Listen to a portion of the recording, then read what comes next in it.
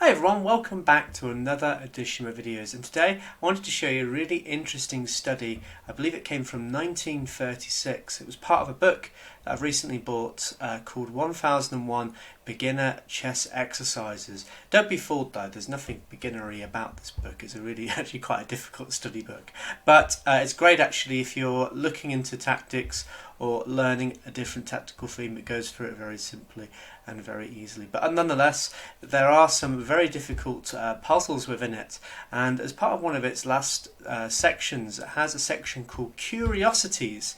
What is Curiosities? Well, it's essentially some very difficult composed problems, some very weird positions that have come up in games, and just shows off some of the beauty of chess.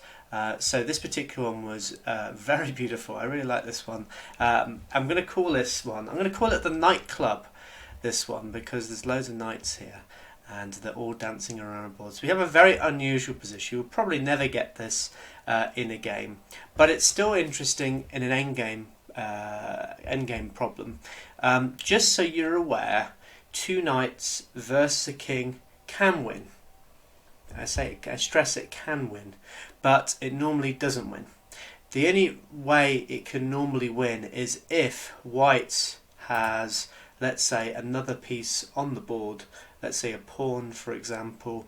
The reason why it can win is in that situation white is unable to stalemate himself. So just so I can show you very quickly on the board here, so this is a position where yes, white can win with the two knights, but basically black is going to be helping him. If I go back actually to what the original position was here, you can find that black would have to be cooperative in allowing whites to checkmate him. So after a move like king to a7 check, he doesn't have to go to a8, he can actually just come back here and well, would you believe it, after knight to a3, this is in fact a stalemate. So it's very well. Your opponent would have to be really stupid to allow you to mate. But what is possible is checkmating with three knights. Would you believe it? Checkmating with three knights. Here we go. So this is a position that I just made up, but you can see here it's actually quite straightforward to checkmate with three knights. Notice these knights control so many squares around the king, so it's easy to get a checkmate against the black king. But what about this position here? Well, what's happening? Well, black has got his three knights, so it should be a win, but white has an amazing move that can stop the mating from happening. So can you find the move? It's white to move and to somehow draw this perilous looking position. Okay, so the move is knight here. Well, actually not king here, but knight to f3. Hey, there we go. But I will show you a mistake here.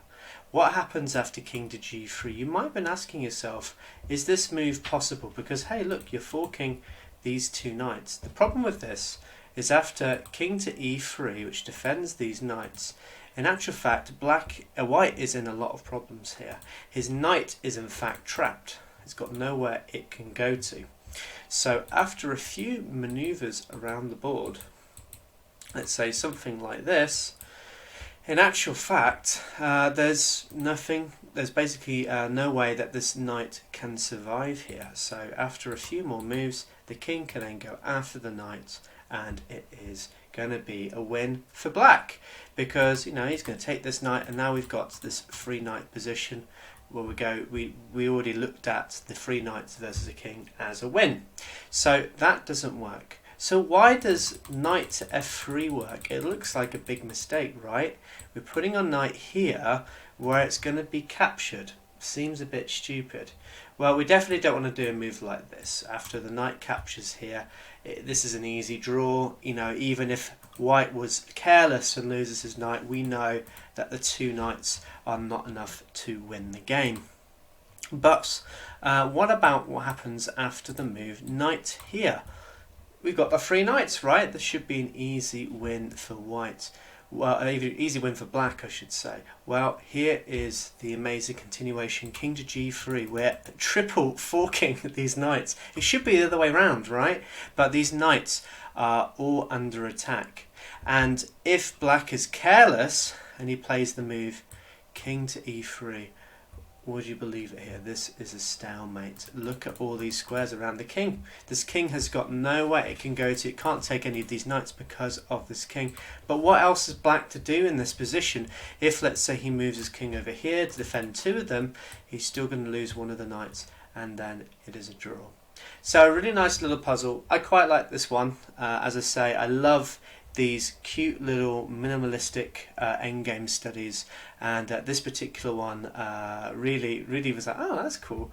That's quite a nice little position. You know, as I say, at the start it looks really bad, it looks like white's going to lose, but he actually has some drawing chances that keep him in the game.